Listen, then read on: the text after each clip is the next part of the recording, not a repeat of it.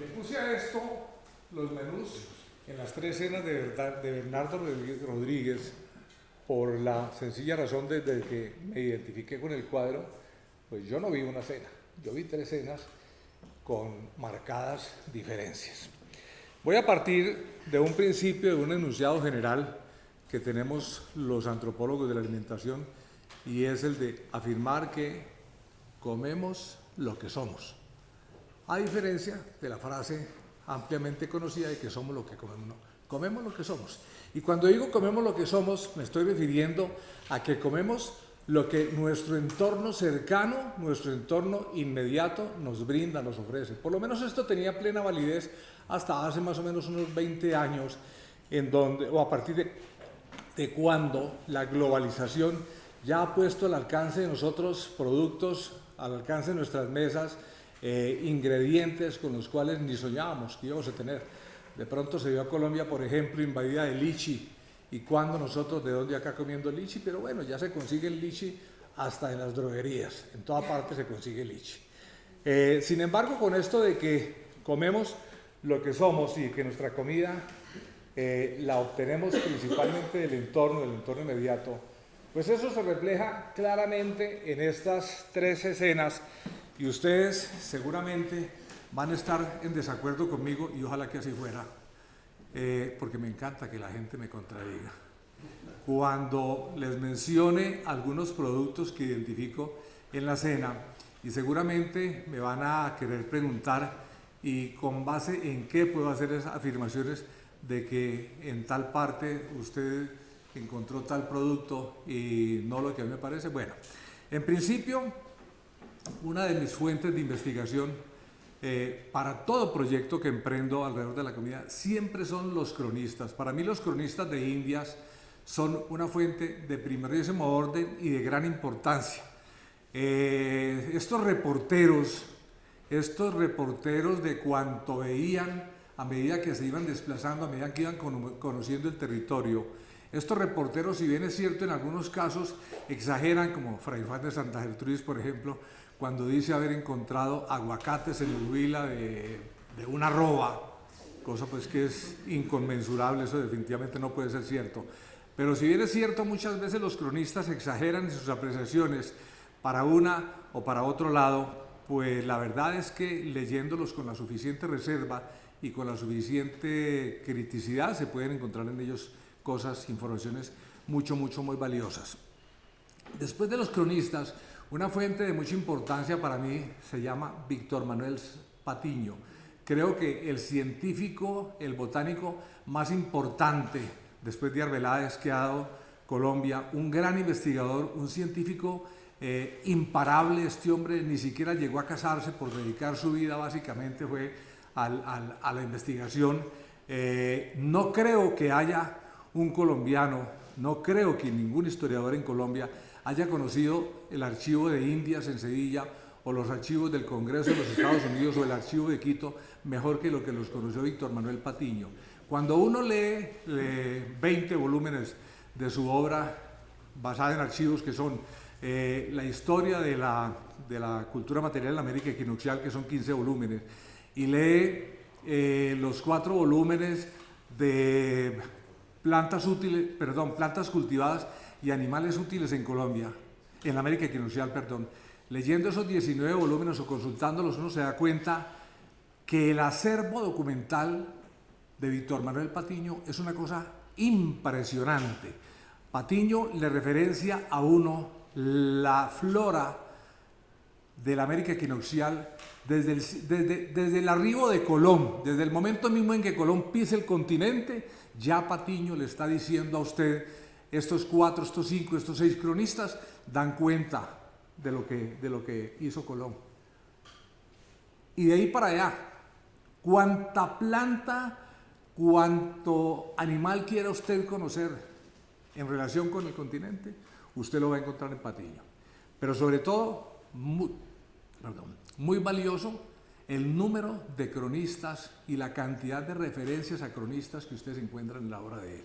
Entonces, cuando yo menciono aquí algunos productos que a ustedes les van a parecer extraños, pueden tener la certeza de que primero acudí a Patiño para ver si Patiño me daba una pista de si ese producto que voy a mencionar se estaba cultivando en la Nueva Granada en la época o todavía no se estaba cultivando. Entonces, tengan desconfianza en mí, pero no en Patiño. Si les digo que aquí se consumió o que en esta cena se está consumiendo tal cosa, ya Patiño me dijo que sí se cultivaba y que sí estaba presente aquí. Entonces,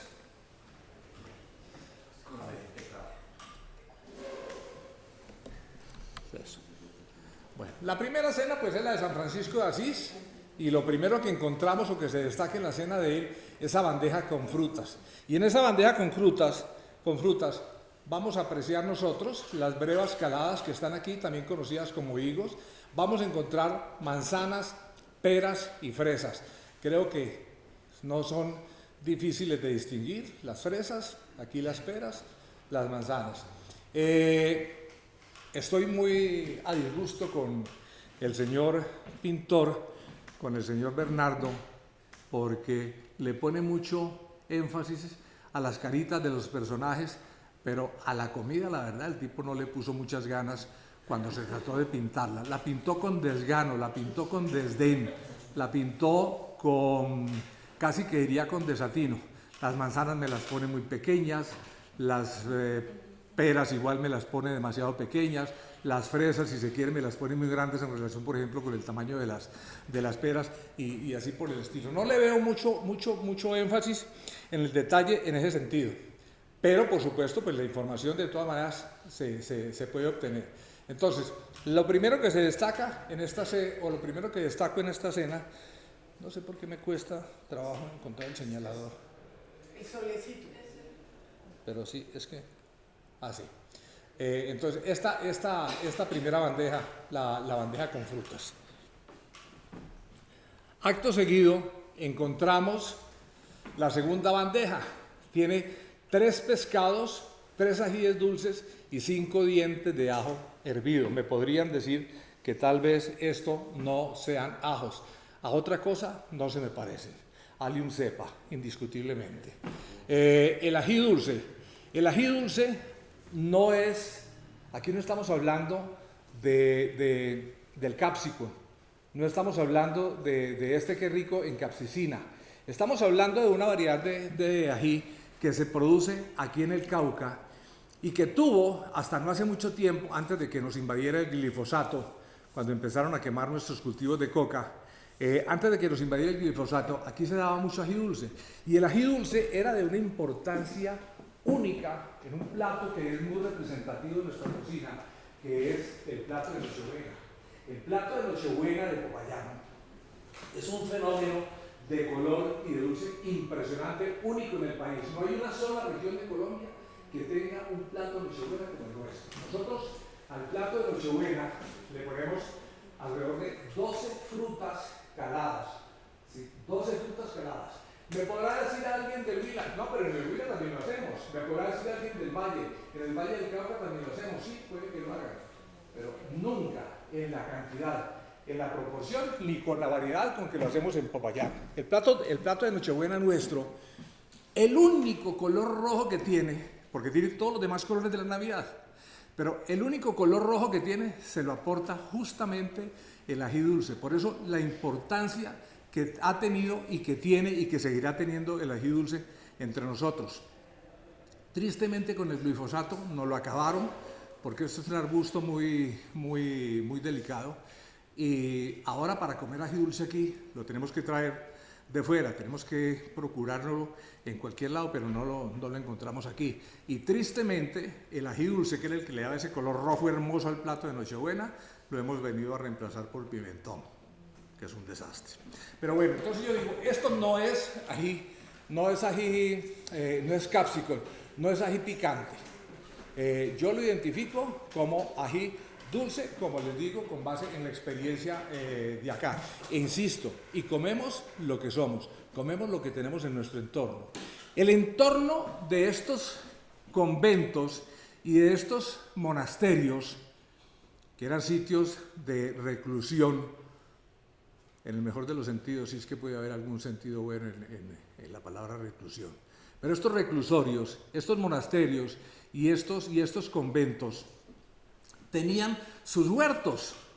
Y una forma de alejar a estas monjitas y a estos monjes del pecado era o rezando o trabajando.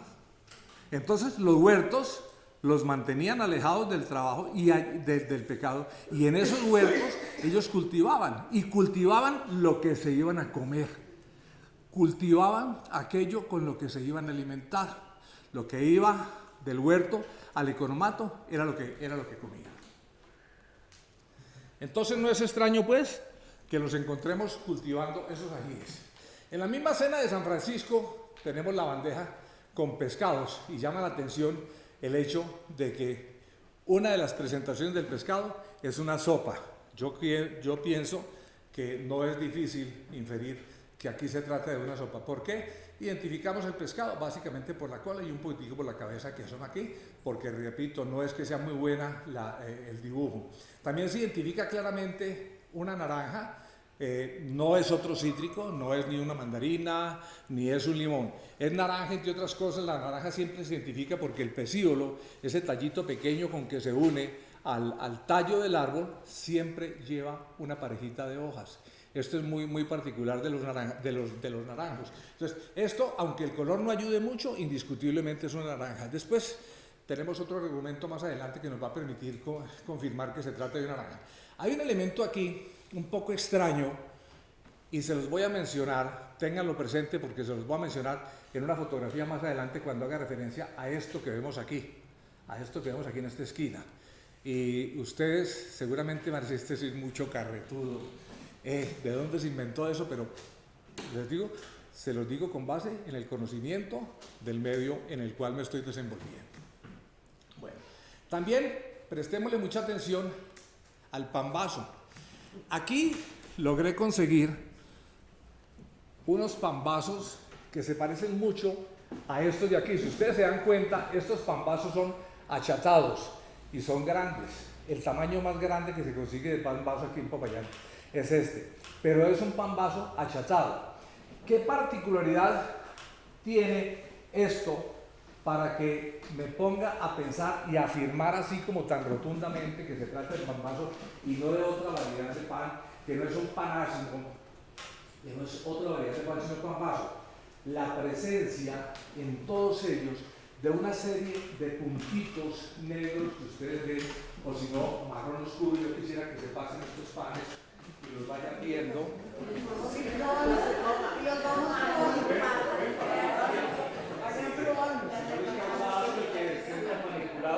Y los quieren partir, bien puedan hacerlo. Observen esos punticos en el pan. Esos punticos se producen porque este pambazo quiere decir pan bajo, viene del italiano pan bajo, pan de mala calidad. Es un pan de mala calidad. ¿En qué sentido? En el sentido de que no se elabora con harina de trigo, con harina de trigo refinada, con harina de trigo buena, no. Se realiza con el salvado, con la cascarilla que suelta el trigo cuando se lo lleva al molino y se lo procesa para despojar la cascarilla. Ese salvado es el que sirve de base para hacer este pambazo. Esta es una suerte de pan integral. Y por supuesto, pues por mucho que se cierna, en la superficie, cuando se arman los panes, van a quedar residuos de ese salvado. Y esos residuos del salvaje se queman un poco. Y por eso aparecen esos punticos que nosotros los podríamos malinterpretar pensando que son como los granos de ajonjolí que se le pone el pan de las hamburguesas. No, no se trata de eso absolutamente para nada. Estamos lejos de ello.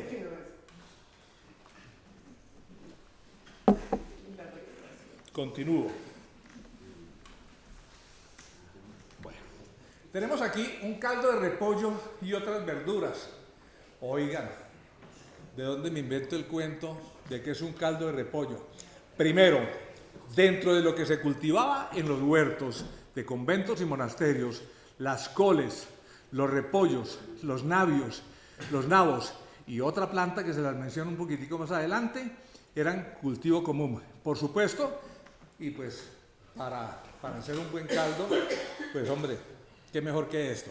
Ah, bueno, me olvidé decir, pues ya pasamos obviamente a la cena de allá, la de la de allá, a la de San Pedro Alcántara, dejamos la de San Francisco, pasamos a la de San Pedro Alcántara. Y hay una particularidad aquí, o algo que me llama mucho la atención, y es el hecho de que Jesús le esté dando al famélico Pedro Alcántara. Esa cara de cadáver que tiene, esa cara de muerto que tiene ahí, es un hombre débil, es un hombre enfermo, y los débiles y los enfermos pues se alimentan con la cucharita. La enfermera, el enfermero, el papá, la mamá, quien sea que esté alimentando al enfermo, pues acude a la cucharita para darle de comer. ¿Y por qué hablo de un caldo de verduras? Porque los caldos son el mejor reconstituyente. Los caldos aportan energía y no tiene que hacer esfuerzo el paciente ni para comerlo ni para digerirlo, no le va a dificultar la digestión. Si usted le da un sancocho de gallina lo mata, a un enfermo, a un famélico lo mata, pero usted sí le puede dar la sustancia. Y es bien particular que en los libros de cocina que encuentra uno de monasterios, libros de cocina del siglo XV y del siglo XVI, en esos libros de cocina, uno de los énfasis que más encuentra uno allí son los caldos. 5 minutos. Ah, no le digo. La tiranía, doña Olga, voy a tener que apurarme mucho. Entonces, argumentos como esos son los que me hacen pensar que se trata de un caldo de ese tipo, un caldo suave, un caldo liviano. Aquí les pongo a ustedes repollo cocinado en la actualidad. Y quiero que miren esa transparencia que más o menos tienen las hojas de repollo y quiero que comparen con la transparencia que más o menos se está evidenciando allí. Ese es un argumento que tengo para pensar que se trata de caldo de repollo. Bueno, viene pichón o perdiz asada con berenjenas y endivias. Y aquí es donde me pueden ustedes madrear si quieren, porque estoy hablando de dos productos, de berenjenas y de endivias. Y me van a decir, pero berenjenas y endivias en el siglo XVIII en Popayán. Sí, berenjenas y endivias en el siglo XVIII en Popayán. Ambas se cultivaban y los cronistas dan buena cuenta de ellos en la Nueva Granada desde el siglo XVI, tanto de berenjenas como de endivias. Y por supuesto, si ustedes comparan estas berenjenas de aquí, o esta berenjena de aquí, las comparan con estas, se darán perfecta cuenta de que se trata del mismo producto. Difícilmente puede uno pensar en otra cosa.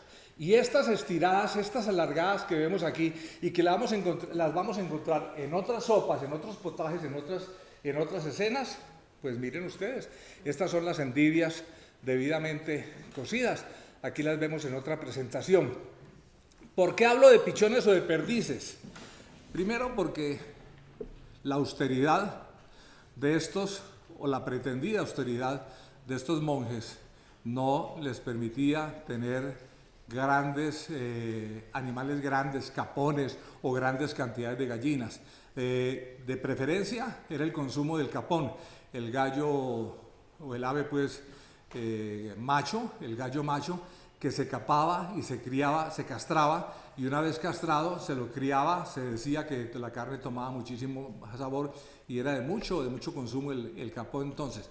Pero un capón es un animal muy grande, un capón es casi del tamaño de un pavo, y nosotros lo que vemos aquí en estos platos son aves demasiado pequeñas. Entonces lo más que pueden ser son o pichones, que es lo que normal y comúnmente conocemos nosotros como palomas, y que abundan tanto y que eran de muchísimo consumo. Basta simplemente con remitirse a los recetarios del siglo XVI para que uno vea la cantidad de recetas que aparecen de pichones.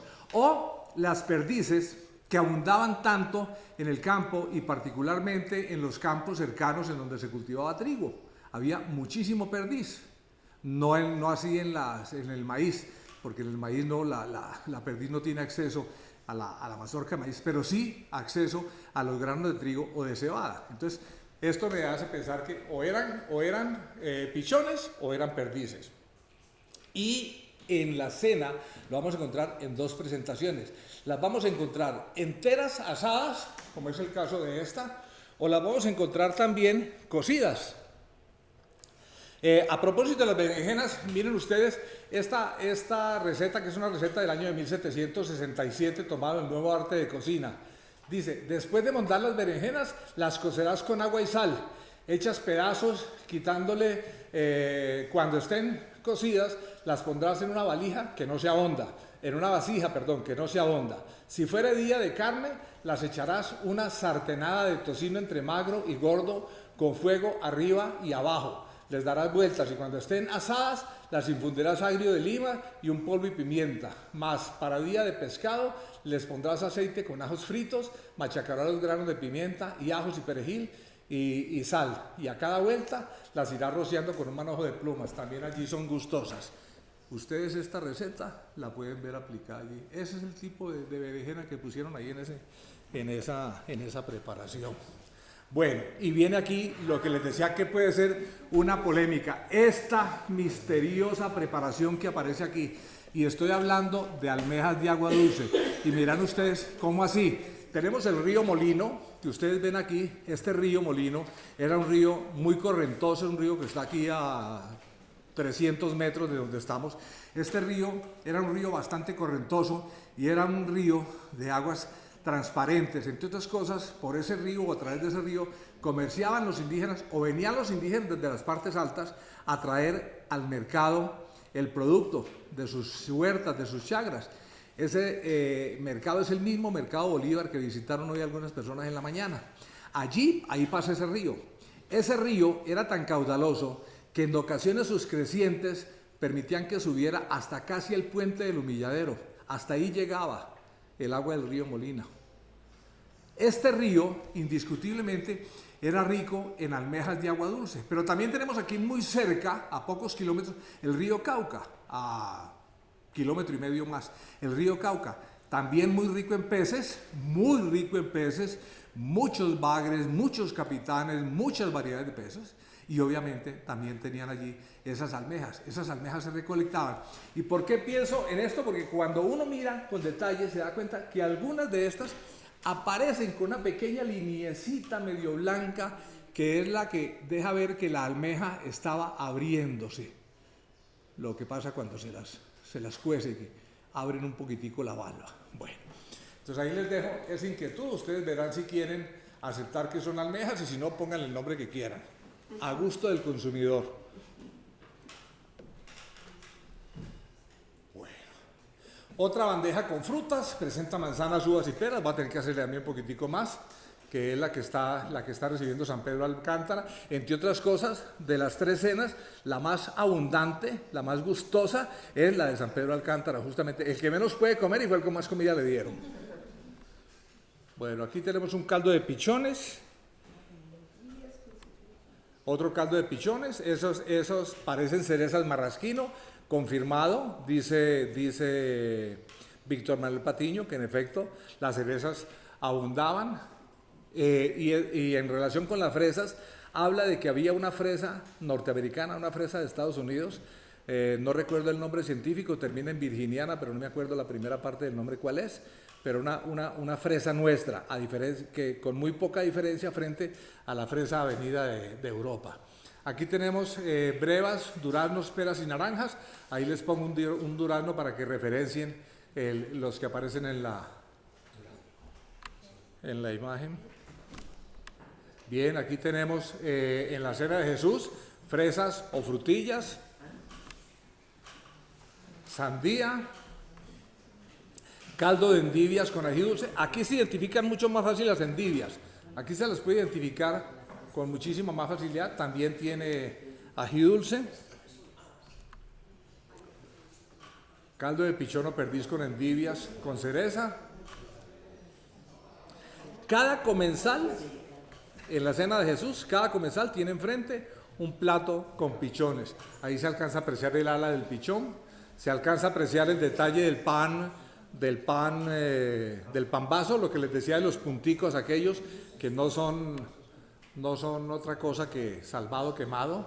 En la cena principal el racimo de uvas.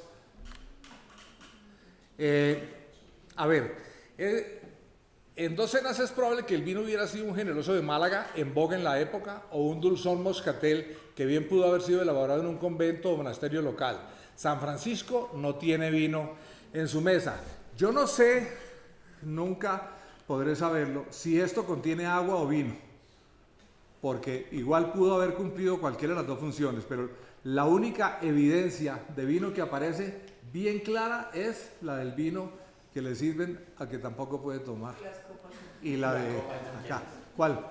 Ah, y una copita por aquí, en algún lado, sí.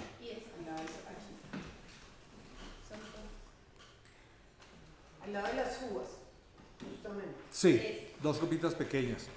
Pero como se pueden dar cuenta, pues parece que el vino como que estaba más bien escaso allí. Yo insisto, puede que estos otros recipientes hubieran tenido más bien era agua, podía ser agua. No sabemos si agua o si vino. Bueno, pues insisto, lástima que la brevedad del tiempo me haya puesto a correr tanto.